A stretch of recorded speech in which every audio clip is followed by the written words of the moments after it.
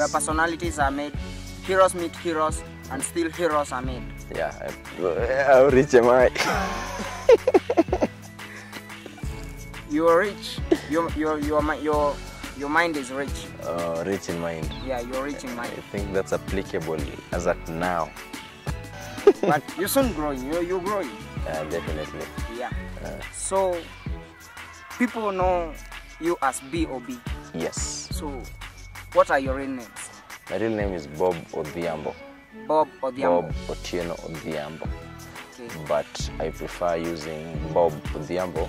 Yeah. Because you don't just say Odhiambo, you say Odhiambo. You must authenticate the original, that name, the location, the geographical location. So you say Odhiambo.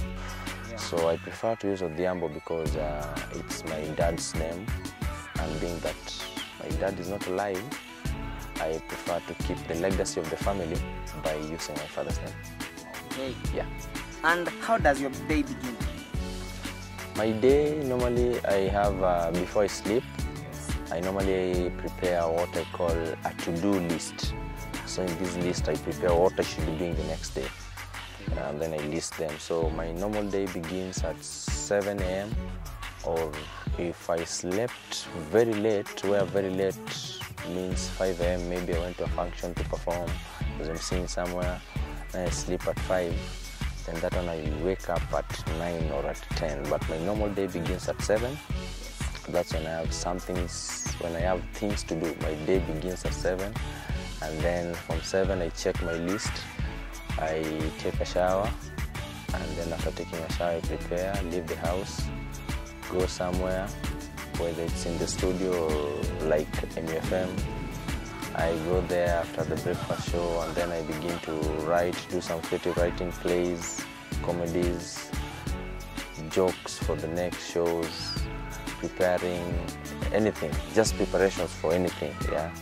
Writing shairis, writing poems, writing plays, planning on how to direct and produce plays here and there.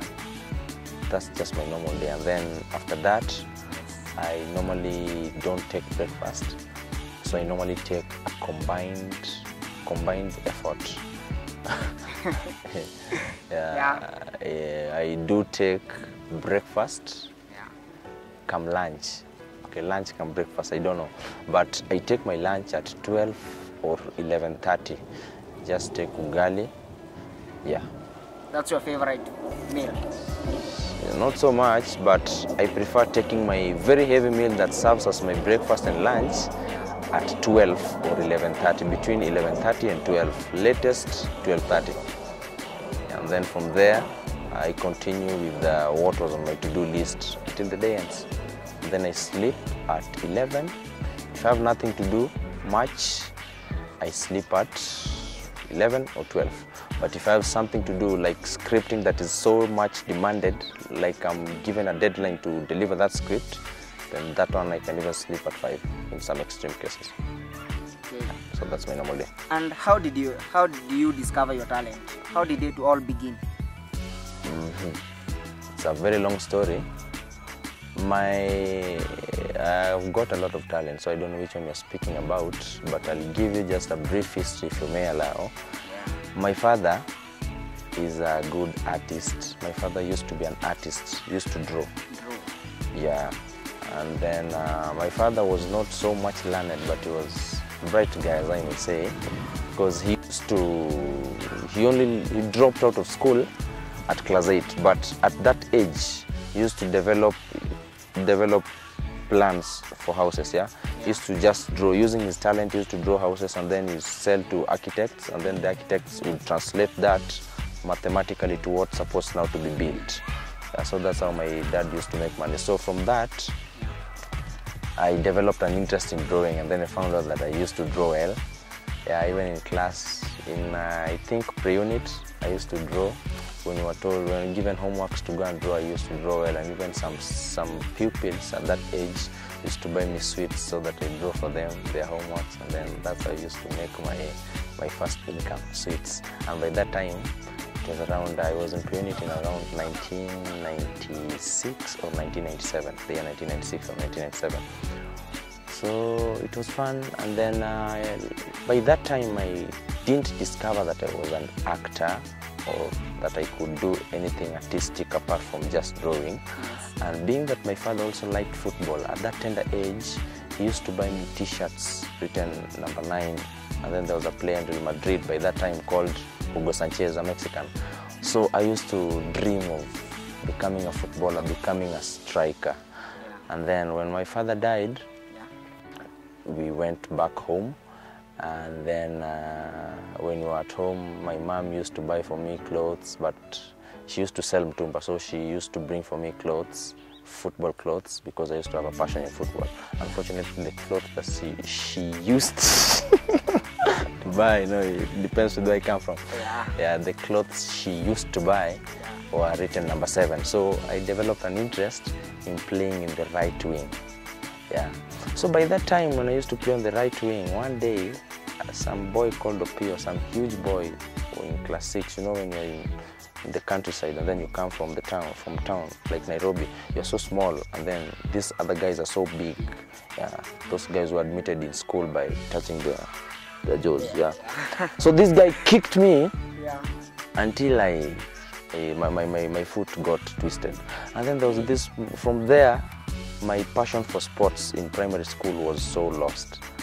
So there was this madam teacher, it was called Madam Celestine, used to teach us English. Madam Celestine used to insist, oh, cram this poem, go do it in the music festival, cram it. I was so lazy, I didn't know. I didn't cram it. She stopped working with me. She developed a certain dance, a certain traditional dance. She wanted me to be part of that dance. I was so shy. And then she forced me, and then while she was forcing me, my mom also knew that I was shy. So by that time, when my mom was selling mtumba, she found some scary mask, yeah? And then she brought that mask home. And then occasionally I'd steal that mask and go with it to school. And then because I was shy, I'd use it to perform in the dance to cover up my face so that even if I do a stupid thing and people laugh at me, they won't see my face. Yeah, so that was my first performance. Dancing there with the mask and then making some sounds. And then inside, I'm a very shy person. Even right now, I can tell you that I'm one of the shyest persons that you'll ever meet. So after that performance, it went that way. I was not serious into acting. I left it. And then I went to another school. There was a friend called Roderick. He's even here in Moi University. He now does what we call engineering. He didn't pursue his talent. So Roderick is the one who who dragged me into what I'd know professionally as slapstick comedy. We used to do mime like Mr. Bean, yeah? Just come to class and then start making funny movements with the eyes, and then people laugh, make fun of ladies. But me, I was not so good in that because I was a shy person. Yeah, so there was this skit that we were doing with the Kina Roderick, and then they gave me a role of a stammerer. Because I was so shy, in fact, my first performances with lines, I used to become so shy that when I speak like a stammerer. So Kina Roderick told me, you keep doing the role of the stammerer. So I used to be a stammerer who hawks groundnuts in the market and then seducing big women. Things were not going well, and then I didn't just love drama at that age, yeah, in class 7 and class 8. And then going to Form 1, I joined volleyball. And then unfortunately on the day of, in fact when I was in primary school in class 8, I used to go 24 laps. And which school was that? It was called Bondo Township Primary School. Bondo. Yeah. So when I was in, when I left Bondo Township Primary School, I joined Usenge High School in the year 2005. So in Usenge High School in Form 1, I joined volleyball because I had a passion in marathon, like I have said, 24 laps in class 8. Now when I went to high school, I began running marathon, but I met some Form 3's kitchen prefect, a big one, who eats ugali, and all of them are huge and I'm the smallest. We went for a marathon, the first lap, and I was depleted, and that's how I left the marathon. I left the marathon, I went to volleyball. Unfortunately on the volleyball, the day when the list was being written for people going for the outing, my name was not there because they chose the tall Form 4s, so I was left. So that was my very sad Form 1, and I left that scene. And then in Form 2, now there was a teacher called Mr. Wambulwa. Now Mr. Wambulwa wrote a play. It was the first time that we were doing drama. And then this teacher gave me a role of a lady. And then being the shy person I was, I couldn't perform as a lady. I went there, was so embarrassed, and Mr. Wambulwa chased me away from drama. So I left drama so much disoriented.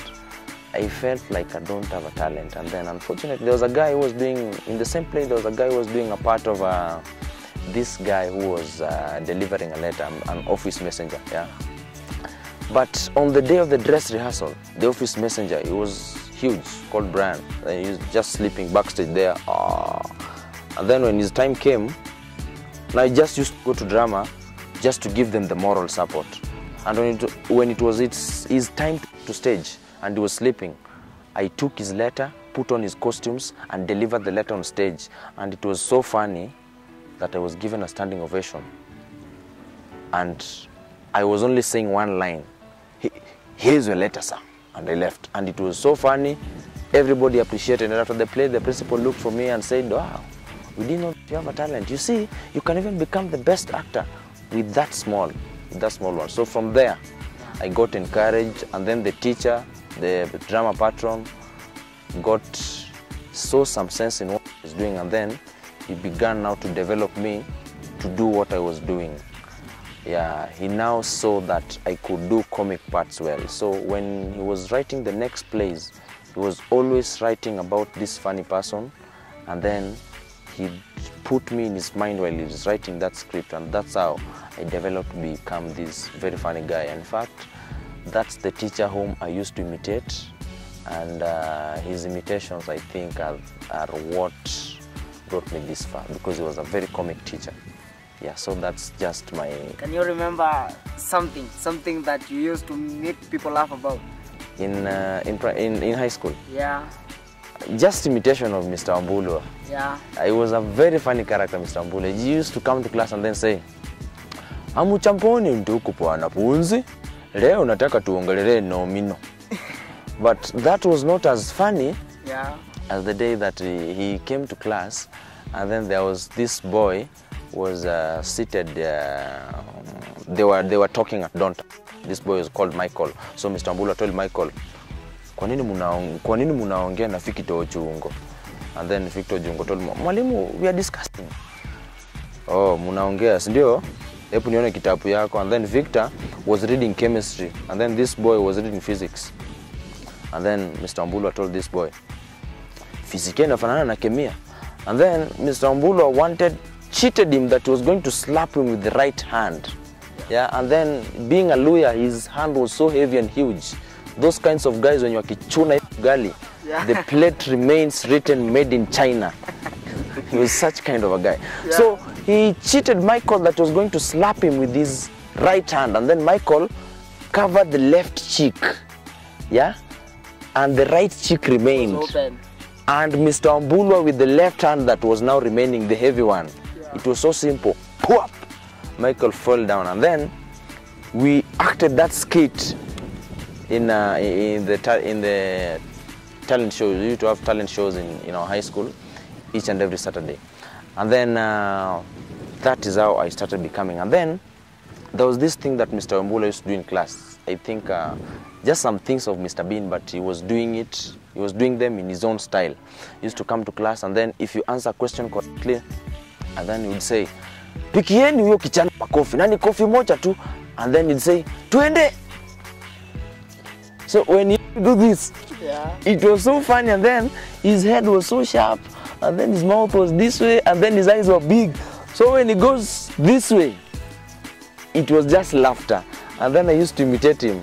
And even when we had parent days, he used to call me intentionally to come and appreciate, give a vote of thanks. And then I'd imitate him, and then he'd clap for me after imitating him, because he knew that he was nurturing someone. Yeah. Yeah. So, and have you ever stood in a national podium? I've stood in national podiums, yeah, I think thrice. The I've stood 4 times. 4 times. 4 times. 4th times. 4 times. Whichever. Yeah. Now the first time I stood in the nation of Odiam was in the year 2013. Yeah. No, 2012. I was a 3rd year.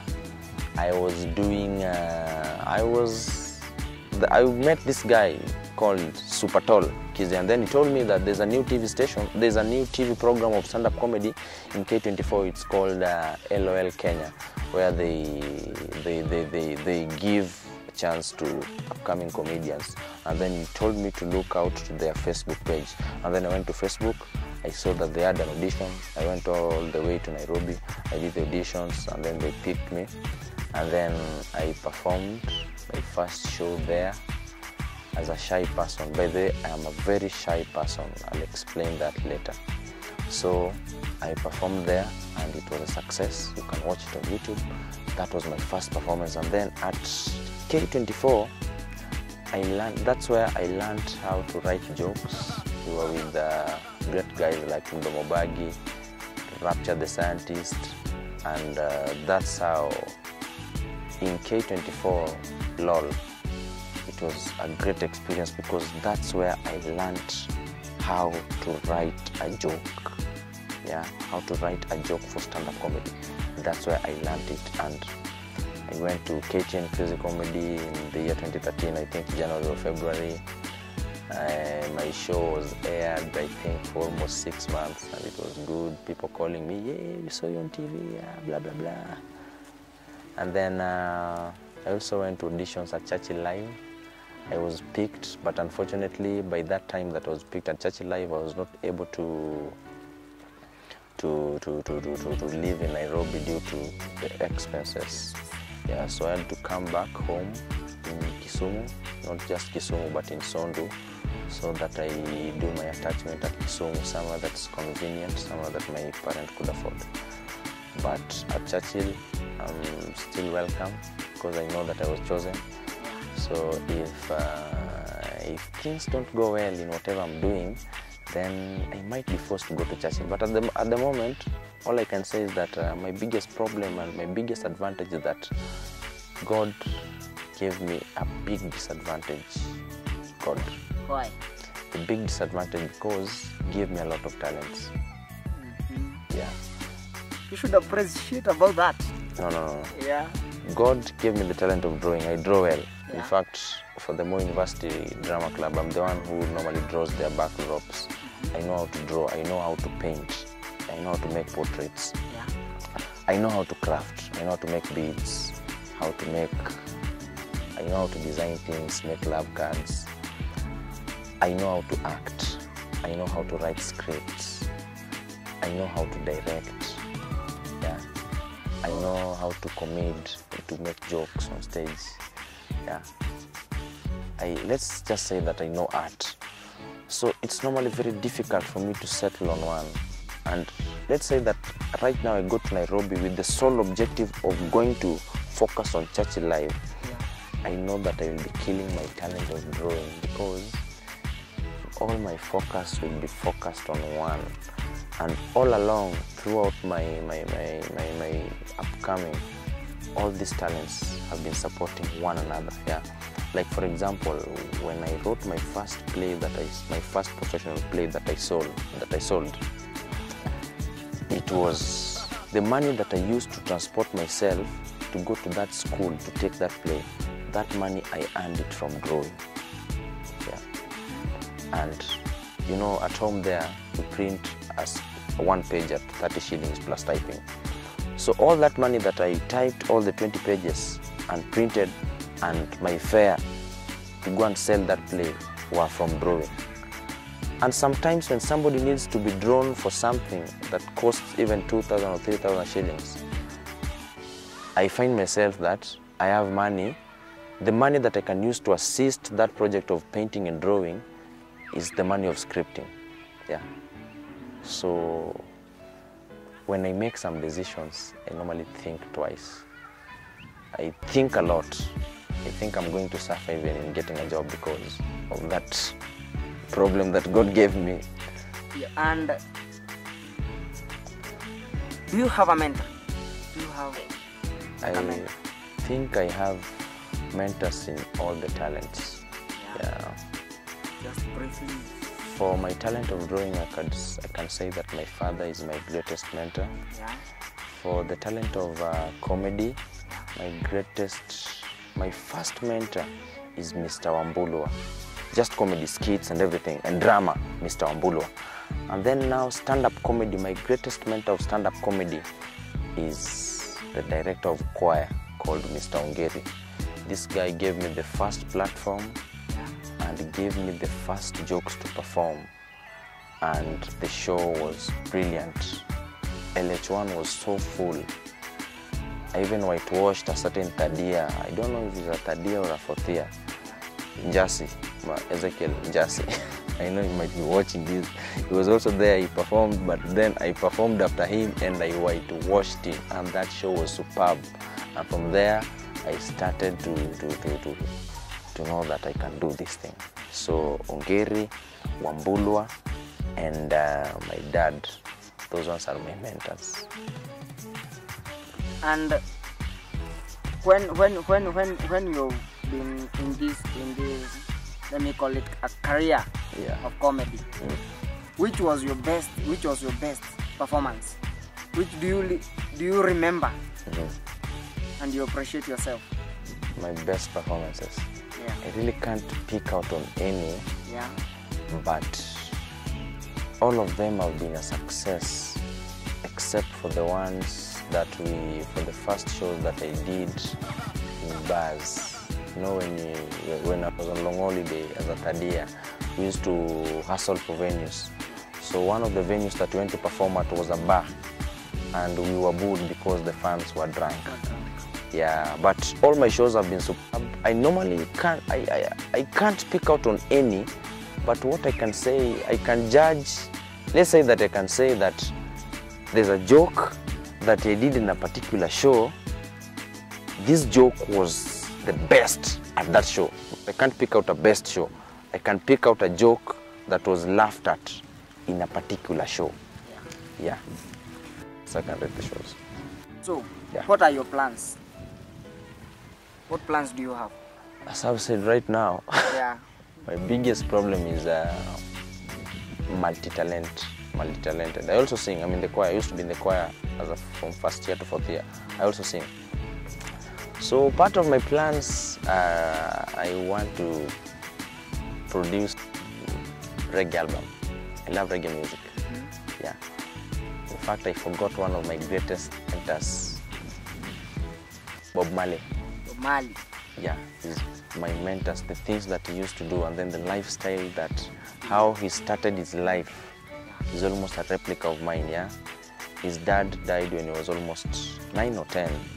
That's the same case that happened to mine. Yeah, my dad died when I was 9 or 10.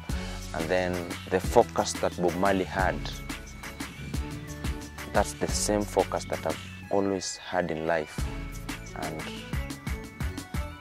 focus is very important. I remember Bob Marley saying in one of his interviews that it's better to get education. No, it's better to get inspiration than get education.